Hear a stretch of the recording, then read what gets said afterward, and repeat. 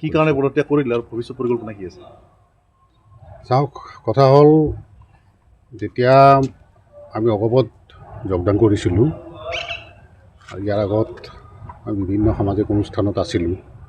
অগপত যোগদান কৰিছিলোঁ এটা বিশেষ কিহত কাৰণেই যে আমাৰ যি খিলঞ্জীয়াৰ জাতি হত্যা, খিলঞ্জীয়াসকলৰ যি আমাৰ আধিপত্য, আৰু ভাবিছিলোঁ আমাৰ অগপত দলটোত এই খিলঞ্জীয়াৰ হৈ মাত মাতা বা খিলঞ্জীয়াৰ হৈ কাম কৰাৰ বাবে এটা সুযোগ সুবিধা পাম।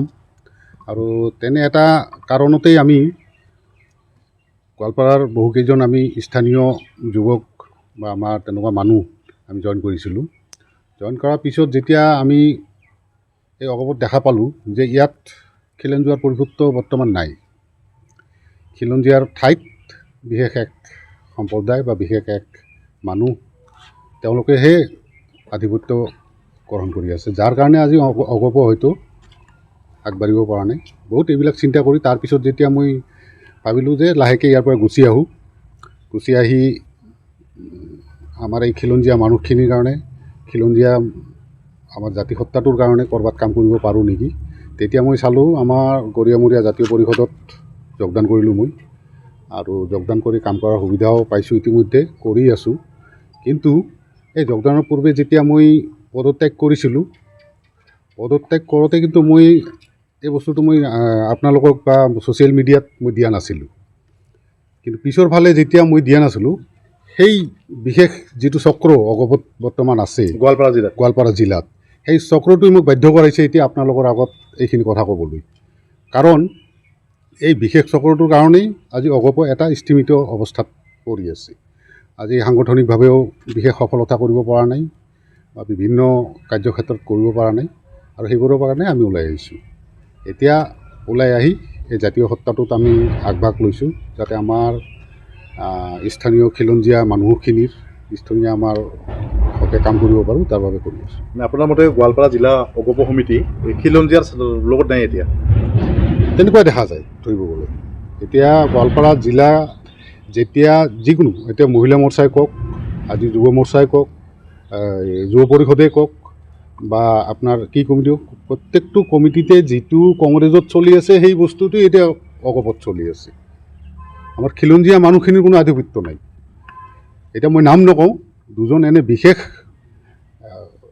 প্ৰভাৱশালী নেতা অগপত যোগদান কৰিছিল মোৰ লগতে। যিহেতু তেওঁলোকৰ নাম নকওঁ, এইকাৰণে তেওঁলোকৰ চাফাইটো তেওঁলোকে দিব।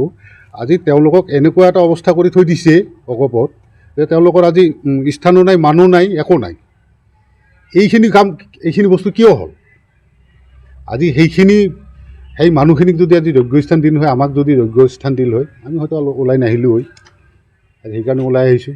এতিয়া চাওক, আৰু এটা কথা, অগপৰ যি বৰ্তমান কাৰ্যকলাপ চলি আছে, অগপত যেনেকৈ আমাৰ খিলঞ্জীয়াৰ আমি ভাবিছিলোঁ যে অগপত একচুৱেলি আমাৰ এটা জাতীয় সত্তাৰ দল, 855 জন শ্বহীদৰ বিনিময়ত গঠন হোৱা দল, আৰু এই দলটো আমাৰ এই খিলঞ্জীয়া মানুহখিনিৰ কাৰণে মাত মাতিব বা মাত মাতি কাম কৰাৰ এটা পৰিৱেশ সৃষ্টি কৰি দিব।